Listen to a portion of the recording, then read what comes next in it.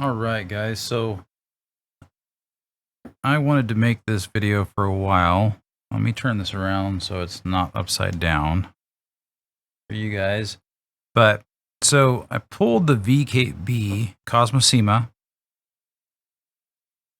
pulled this girl apart already once and replaced the cams down inside there. I replaced the cams and I removed the spring on the y-axis so that it would stay. So just for instance, I wanted it to stay wherever I left it, acting as if it was a throttle. I don't necessarily like this because I have my Z-axis actually set up to be my yaw, and it's just awkward having it pushed all the way forward. It just, I don't know. I could probably get used to it, but I'm not going to. I just as soon set it up the way I want to. But I threw these springs. This is what you get in the kit. So this one here is the stock spring, and you can see it's a little bit bigger than the 10. It might be a 20-pound spring. I should count these and see. But this is the stock spring, and these are the stock cams. They're the soft, or they have an S on them, which I'm assuming is soft. So 10, 20, 30, 40s. I'm not sure what I'm going to do yet. I'm kind of contemplating changing out the springs for the 30-pound, going up to the 30-pound and see what that looks like. Put this 10-pound away because I'm pretty sure I'm not going to use it. But I just wanted to give you guys an idea. And then obviously there's a bunch of additional D1 button. It's I think it's the thumb button. Yeah, it is the thumb button that you can replace. And then there's another hat switch that you can replace place of the joysticks, I believe. And then there's the additional palm rest. It's just a little thicker, a little taller palm rest in there. So get those 10 pounds out of the way. I want to compare these two and see if they look like they're the same weight, because more than likely. So yes, I think these are 20 pounds. I think they put the 20-pound springs in them stock. So I'm going to go up to the 30-pound spring. This is the tool, and they send you an extra piece of, I don't know what this is, some type of wire, piano wire, or some pretty durable wire. But they've set this up to be your spring install tool, which, I mean, is pretty handy. This is kind of cool that they include that. I mean, they include a little tiny screwdriver and some additional screws, things of that nature. So I'm going to go ahead, this 40-pound springs, I'm going to put them away because I think that those are more set up for if you have the tube extensions or the riser extensions on there. And I don't need that. The cams. So these are the couple extra sets of cams that they send you. Not sure what these cams are made out of, other than they feel, I mean, they're steel. Don't think they're aluminum. I think they're a stainless steel or something to that effect. I think we're going to throw those space ones in. And I think we might actually throw the space softs. I mean, we can change them out at any time, so it's not like they're never going to ever be able to be changed. So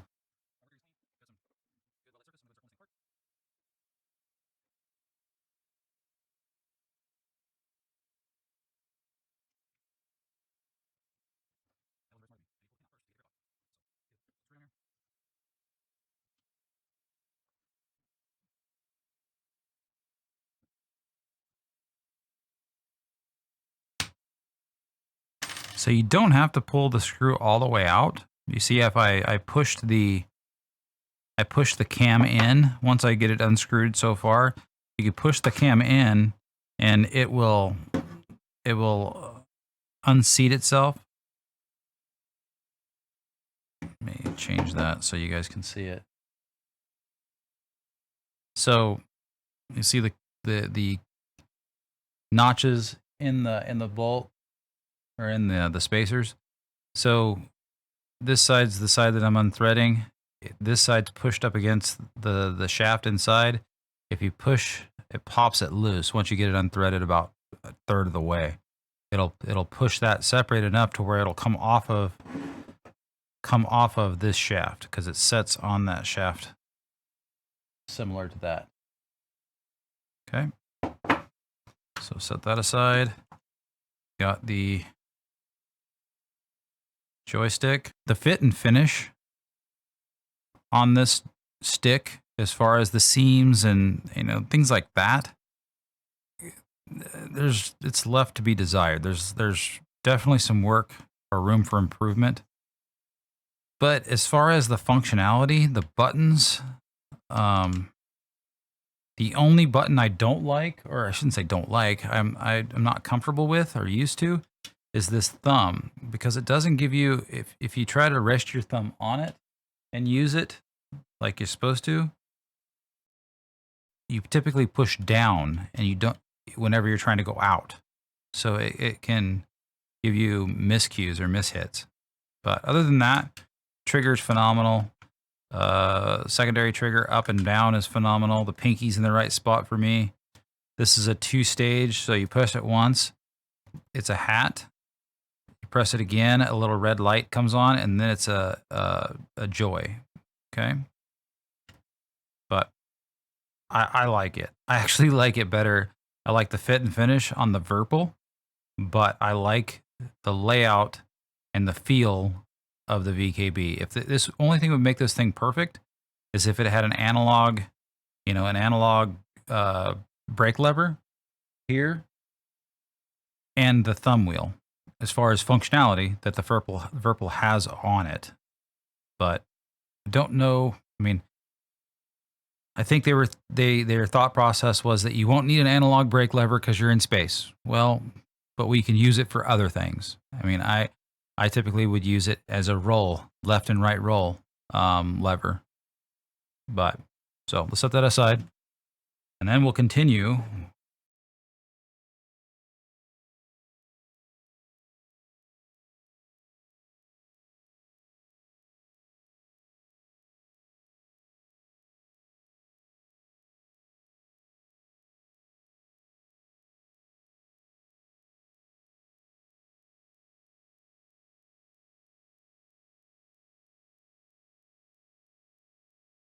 So what I'm going to do though is, if you look right in here, this is your dry clutch. This is your Y-axis dry clutch. And right now I've tightened it down significantly to account for not having the spring in there. So I tightened it down a lot. I shouldn't say a lot, but quite a bit. So I'm going to turn this, I'm going to back this off to where it's got just about 4 or 5 turns to where it's nice and smooth.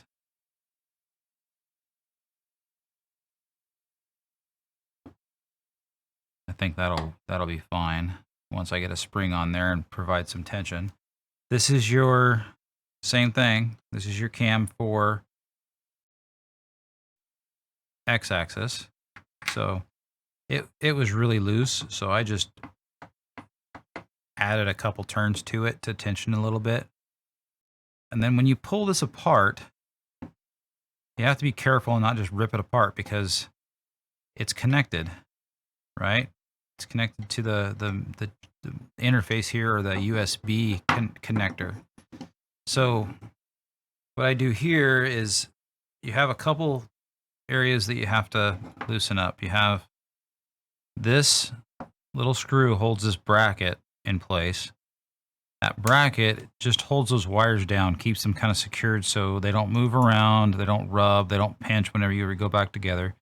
I just take a turn off of that so that it's out of the way, and then I'll put just a little bit of tension on it so it doesn't sit here and flop back and forth when I'm trying to work. Okay, and then all you do, provide some slack. You're gonna have to kind of juggle it a little bit, provide some slack so that you can get up in there. And then you have to come in from the backside. You want to grab these. I don't know if you can see it real well.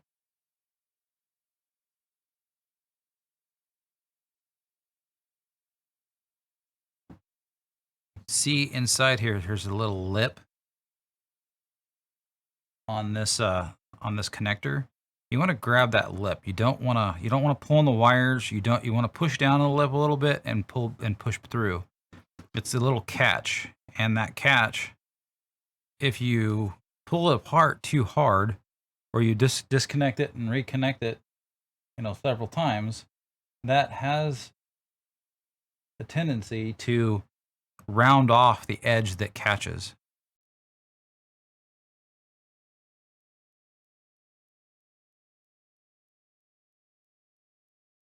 Be careful of that. Let's go ahead and remove this spring.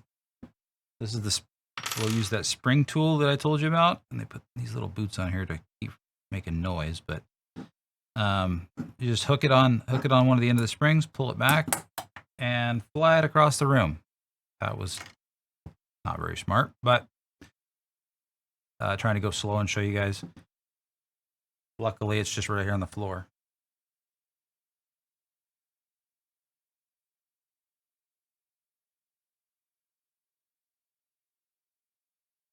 Let's get these cams off there. Actually, where's my wrench at?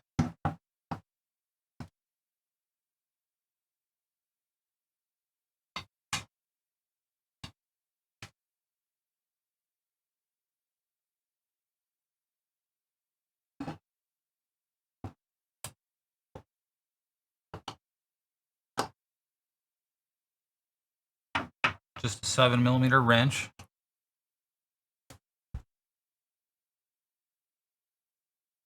Just a 7mm wrench. And once we get it loose, go ahead and pull this off. Now you got a lock washer.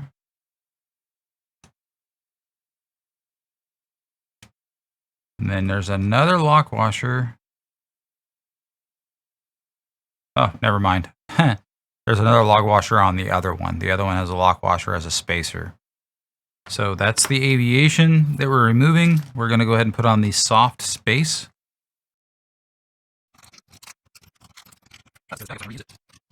Yeah. These bubbles back in there immediately so we don't confuse. So slide that back on. I have to tear this bag up so I can reuse it. Okay. Put these bad boys back in there immediately so we don't get them confused.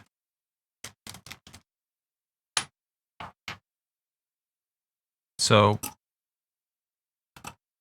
slide that back on, right? The writing surface is right here.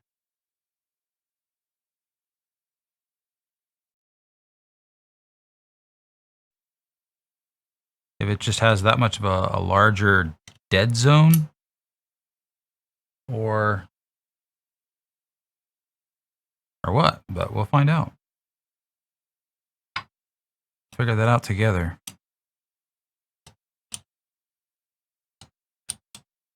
I don't like tightening this stuff up too tight. I mean, it's a screw on the backside. You can see that. There we go, right there. Typically, I put my finger up against it, and I put some pretty good pressure on it while I'm tightening the nut.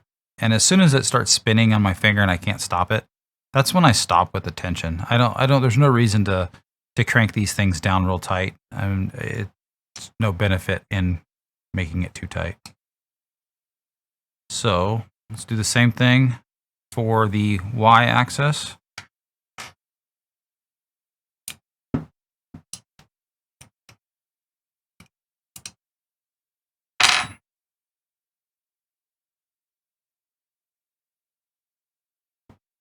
Same thing here. This one has a washer, another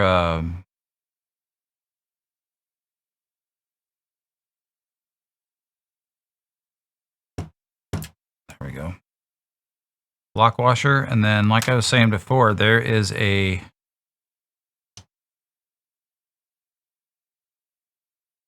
lock washer right there on the end. See, in between. So you want to make sure you get that back in there, just in case it causes you any problems. So let's go ahead and throw this one in there as well.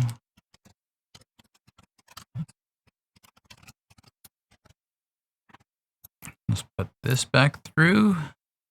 Put the lock washer back on the backside. My camera keeps turning on me. Sorry. Then we'll make sure we hook it underneath. Run that in. Hold one side.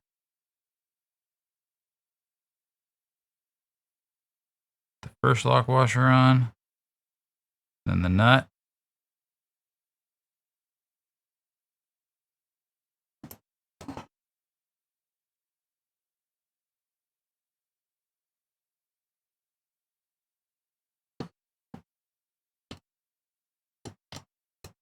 Again, finger pressure here.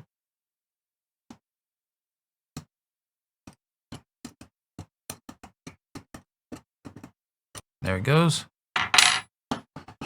So cams are installed.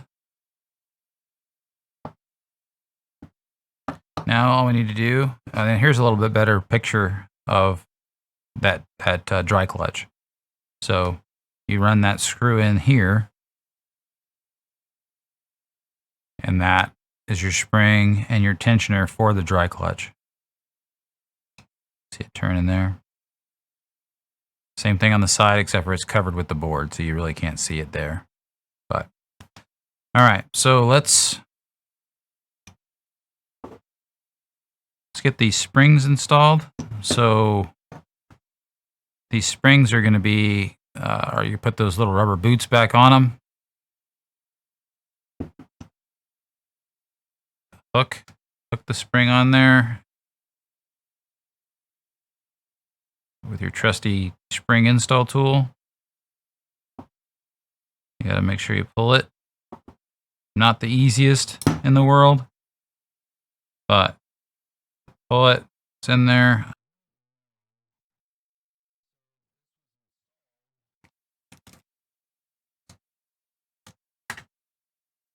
Get the rubber boot on there.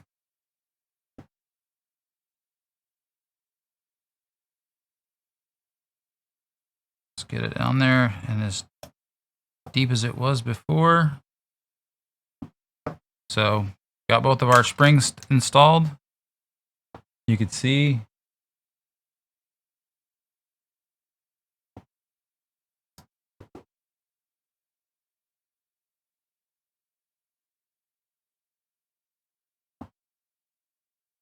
where I'm curious as to how this is going to feel. I'm kind of excited to get it back together and test it out.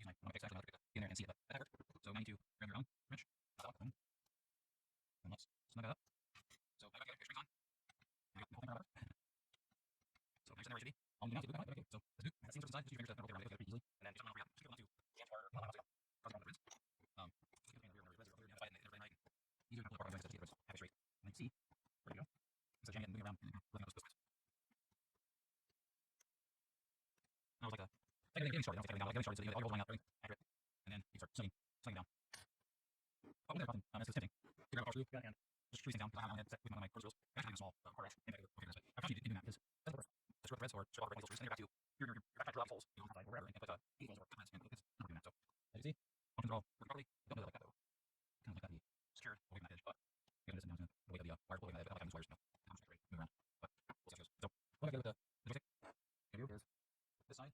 So they can run these through. I don't really necessarily matter which side you go from. I think you might get deeper inside here. It keeps it from no output. What you're going to do is line these campers or keepers. I'm going to line them up. I'm going to line them up with where the shaft is going through the hole. So pointing forwards, you can look inside there and see that they're aligned with the whole cell shaft. So then here, this can kind of ping out, loosen up some more in there.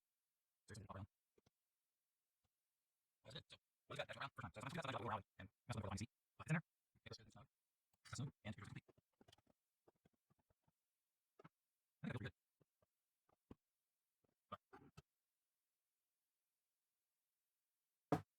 That's it.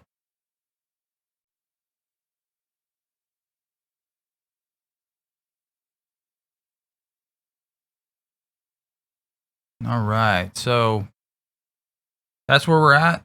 And obviously, this is the little cheap webcam, the only other cam I have at this point. So thank you for watching. I hope you guys. Thank you for watching. I hope this helped you all out. If you have any questions or comments, please let me know. If you want to see any other adjustments or you want to see me pull the Virpil apart and kind of do a breakdown on it, I can do that as well. And we can talk about the things that I don't like about the Virpil as far as the trigger, the buttons being real mushy. There's some things I definitely don't like and I would not recommend until they get a better source for their triggers and switches. So anyways, thank you. Until next time.